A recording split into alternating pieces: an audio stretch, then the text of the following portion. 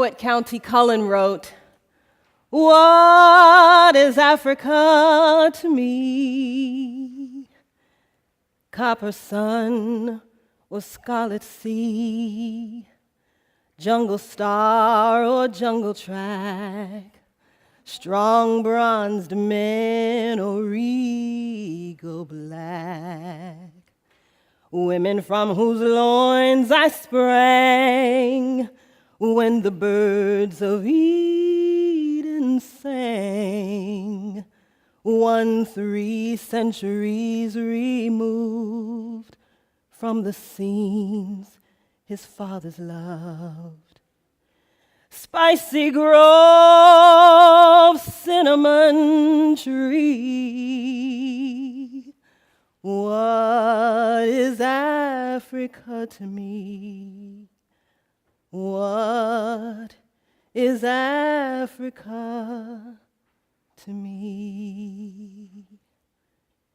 In 1993, I had a most transformative experience. I visited the Gambia, West Africa, to work with young people. And it deeply impacted me, such that it has become the story that I can't stop telling. I just graduated from college, and I learned about a nonprofit organization that sponsored health, education, and agricultural projects in Africa.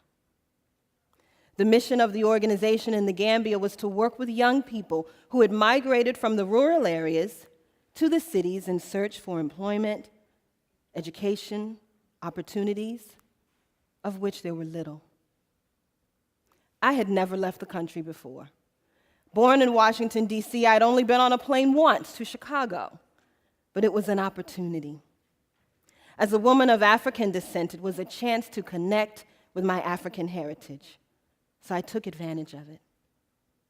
The organization sent 2 volunteers to the Gambia that year, myself and my good friend Laura.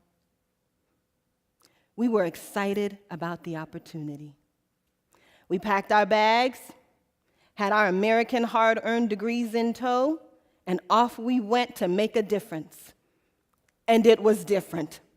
Everything was different. The soil was different, the climate was different, the smells were different, the sounds were different, the food was different. There was rice, lots of rice. Every meal, rice. And our luggage didn't arrive in the Gambia when we did. I think it spent a few days in Belgium. But we settled in, and the adventure began. We partnered with a national youth organization and traveled around the country talking to teachers, elders, young people themselves about what life was like as a young person in the Gambia.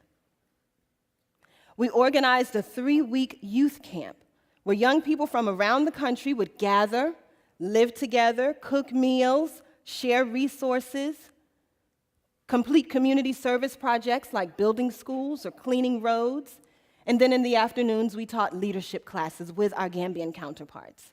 Time management, financial management, setting goals. It was phenomenal.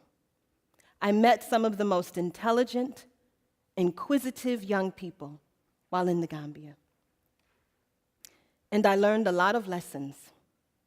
3 lessons in particular that have informed me and inspired me along my contemplative journey. Lesson 1, stillness. Early in the morning, you can hear the call to prayer in the Gambia, which is a predominantly Muslim country. Allahu Akbar. Though not a Muslim, I appreciated that early morning reminder of the sacredness of every day, the sacredness of every moment, and reminders throughout the day to stop and be present to what's happening within you, around you, and because of you. Lesson 2, presence. After a long day of working, we would gather in the evening, sit outside to exchange ideas, as the young people would say, and we would drink a very strong green tea called ataya. Over-sweetened, very strong. It would keep you up all night. Most times I drank canned milk. We'd sip, we'd talk, we'd spend time together and just be with one another. Valuable lesson for me, the being. Lesson 3, connection. In the villages, it takes a while to get to where you're going because you have to greet everyone that you see as you're going by. Salam alaikum, wa alaikum salam, nangadef, jamarek, nakasa suba sangfi, nakangonsi, nufa. Peace be unto you be peace. How was the morning? The morning's good. How is your family? They're there. How's work? Work is fine. How's the morning? Again, the morning is good. Did you have breakfast? Breakfast was good. How is everything? Bahna, good. Whew. It took a while to get where you were going. But connection between people is so important. Acknowledging one another, so important. Connections to the present and connections to the past. As you may know, the Gambia is the ancestral home of the late Alex Haley, who wrote Roots. And of course, we visited Yafure village. We also visited Gore Island, where sadly some 20 million African men, women, and children passed through between the mid-1500s and the mid-1800s on their way to the New World. As I stood in the door of no return, I noticed that my wristwatch stopped. Time stopped. They said we wouldn't return, but I had returned. We had returned. I began to see the Gambia a bit differently.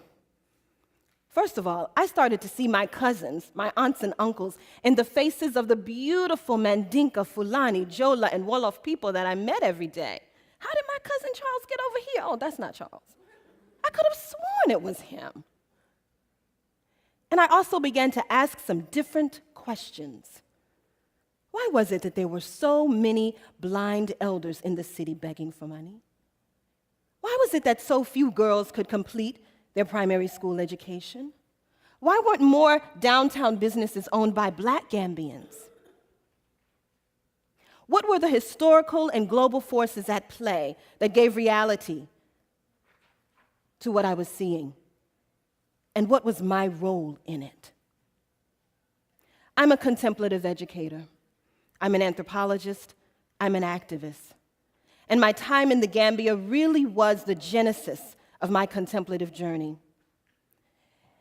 In my classes, we use meditation, John Coltrane meditation. Listen to welcome. It will take you somewhere. We do movement, various activities to help learners engage more deeply with the subject matter, with their learning community, with the world around them.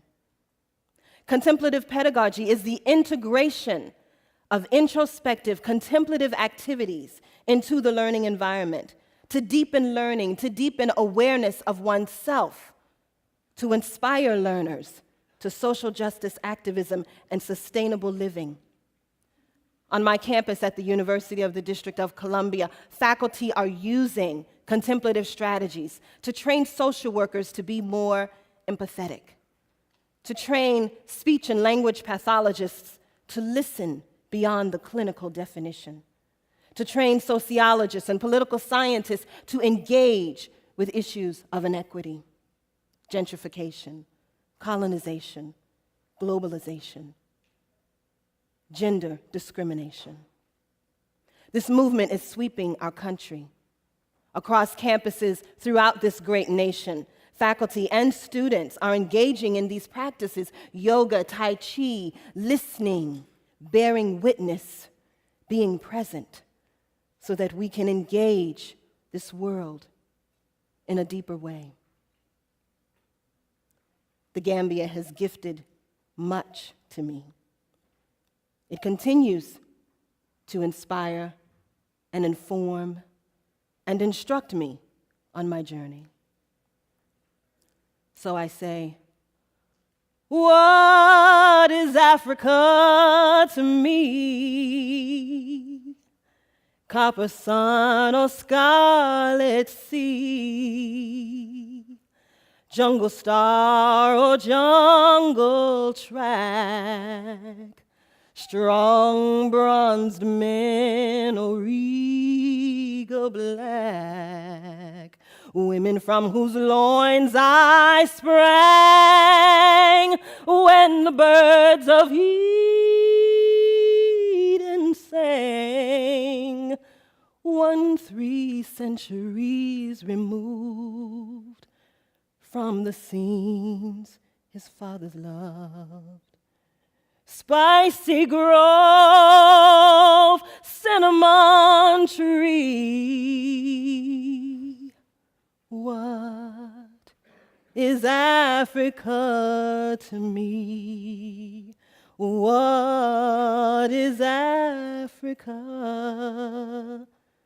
to me? Thank you.